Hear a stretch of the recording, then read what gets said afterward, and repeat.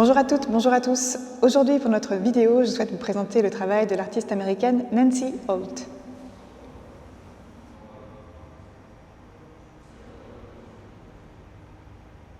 Nancy Holt est née en 1938 et décédée en 2014. Elle a vécu la plus grande partie de sa vie aux États-Unis.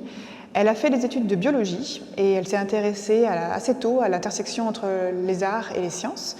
Elle a côtoyé aussi lors de déplacements à New York la scène de l'art minimal et de l'art conceptuel. C'est là qu'elle a rencontré une grande partie des artistes qui sont maintenant très connus et affiliés à cette mouvance qu'on a appelée le land art, dont elle est une des rares protagonistes féminines. Il y en a eu évidemment, mais elles ont été souvent mises un petit peu dans l'ombre d'artistes plus médiatisés qu'elle.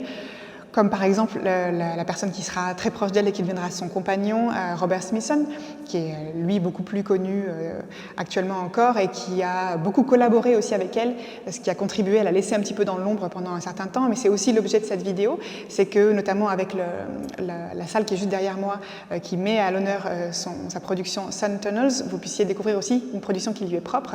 Sun Tunnels en fait est né des nombreux voyages qu'a fait Nancy Holt, à la fois en Europe, sur des sites comme Stonehenge par exemple, ou dans l'Ouest américain.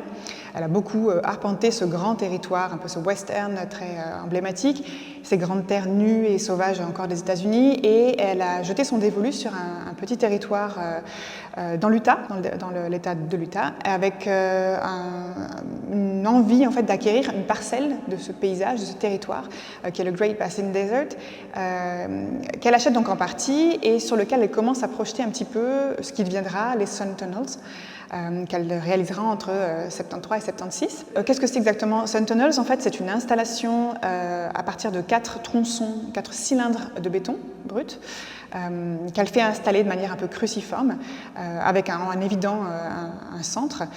Chacun de ces cylindres en fait, est disposé sur un point cardinal et percé sur la partie supérieure, selon la reproduction de certaines constellations. Donc 4 tronçons, 4 constellations, Persée, Colombe, Capricorne et puis le Dragon. Chacune de ces constellations a donc un dessin spécifique qu'on retrouve retranscrit en fait sous forme de perforation de différents diamètres sur ces cylindres.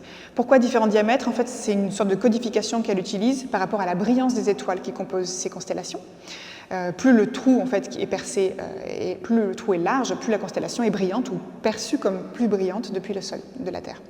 Ce dispositif en lui-même, qui est assez immense, qui est un vrai chantier architectural qu'elle a proposé, est une sorte d'observatoire en fait, de la luminosité du Soleil, de la course du Soleil, et notamment à des moments spécifiques que sont les solstices d'hiver et d'été, sur lequel en fait, Nancy Holt incite le regardeur, la personne qui vient arpenter ce paysage, à prendre le temps d'observer le paysage qui l'entoure et la luminosité changeante, ambiante. Donc à des moments spécifiques de l'année, les rayons du soleil traversent ces perforations supérieures, traversent aussi la longueur de ces tunnels-là et permettent au regard, en fait, agissent comme un écran, comme une lentille de caméra ou d'appareil photo, permettent de cadrer ce paysage d'une manière spécifique. Et en cela, souligne en fait la beauté de ce qu'elle a pu observer elle-même et ce qui a déterminé ce territoire en particulier.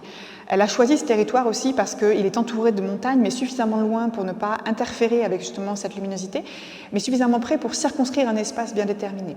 Cette question du site, d'un endroit spécifique, du site spécifique, comme on dit dans ces années-là, elle est partagée à la fois par les artistes qui s'intéressent au paysage, comme les artistes de land art le feront pour sortir un peu de l'intérieur des galeries, de l'intérieur de l'atelier et choisir le paysage comme un lieu de travail, et aussi par des artistes du champ de la performance, par exemple, qui vont déterminer vraiment une action en fonction du lieu qui l'accueille et qui, du coup, n'est pas déplaçable, qui est vraiment lié aux paramètres qui l'accueillent. Cette installation, donc Sun Tunnels, elle est emblématique un peu d'une des visions, d'une des manières de faire du land art ou des earthworks comme feront certains artistes. D'un côté, on a des artistes qui sont très peu interventionnistes, d'autres, au contraire, qui vont construire, bâtir, vraiment pour investir un espace et le mettre à leur image. Nancy Holt, à cet égard-là, pour cette œuvre-là, même si ça n'a pas toujours été le cas, fait plutôt partie de cette partie de production-là sur l'intervention, puisque ce qu'elle met en place est très lourd. Le film, d'ailleurs, qui est donc donc le film qui est projeté dans la salle, qui est réalisé en même temps que l'installation se met en place dans le territoire, mais monté 2 ans ensuite, en 78, documente vraiment toutes les étapes de cette mise en place de ce chantier qui est énorme. Chantier pour lequel elle s'entoure en fait de conseils, à la fois d'astronomes, d'ingénieurs, mais aussi de techniciens vraiment du génie civil, et pour lequel elle consulte en fait leur expertise. Pour Nancy Holt, ce qui est très important, c'est que l'expérience, elle prévaut vraiment à toute forme de documentation, malgré le fait qu'elle soit elle-même réalisatrice et photographe. Elle a vraiment cette primauté de l'expérience et donc elle incite énormément à se rendre sur place pour voir, éprouver en fait ce paysage sublime qui l'a, elle, amené à s'intéresser à ce territoire et qui l'a aussi amené à choisir ce cadrage très spécifique lié à la lumière.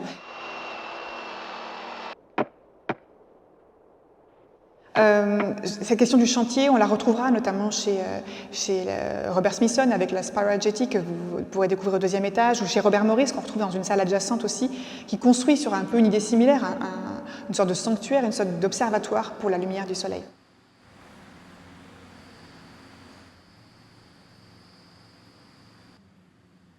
C'est peut-être paradoxal en fait que Nancy Holt soit sur ce registre-là du bâti, dans la mesure où c'est quelqu'un qui va avoir une attention extrêmement passionnée, extrêmement attentive et contemplative en fait du paysage. C'est ce qui la détermine dans son travail en fait de simplement suggérer une manière de regarder un cadrage spécifique pour mettre en emphase, simplement sublimer, comme le feraient des peintres impressionnistes ou comme le font d'autres artistes comme James Turrell par sa suite, par exemple, avec son Rodenkraters.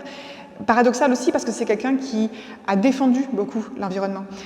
Très tôt par rapport à la génération à laquelle elle appartient, c'est pas une problématique qui est très en vogue à ce moment-là, et elle a une intuition quand même plutôt militante par rapport à la protection de l'environnement. Elle va notamment s'engager contre la construction d'autoroutes ou de sites de pipelines ou de grosses infrastructures comme ça qui pourraient dénaturer, défigurer et mettre en péril le paysage, et notamment le territoire sur lequel se situe St. Thonos. Et c'est une des précurseurs à cet égard-là. Donc c'est peut-être un petit peu paradoxal qu'elle soit sur ce registre très bâtisseur et en même temps dans une défense, mais c'est une manière aussi pour elle, et c'est ce qu'elle dira dans certains de ses écrits, de construire comme ça, c'est ramener aussi l'immensité du paysage à une dimension, à une échelle humaine. Et c'est une manière aussi de situer le corps humain par rapport à une immensité. Ces Sun Tunnels-là, ils fonctionnent, on l'a déjà dit, avec l'idée que ça permette d'observer la course du soleil, d'observer les changements lumineux, d'observer la course aussi, et le temps qui passe quelque part. C'est un instrument de mesure. Et elle a pensé à la fois ces cylindres comme des outils de cadrage, mais aussi comme, pourquoi pas, une boussole dans l'espace tridimensionnel ou un cadran solaire. Et puis à cette question aussi de se situer, situer le cosmos par rapport au sol, au désert, situer le temps qui passe et situer l'échelle humaine dans l'immensité du paysage.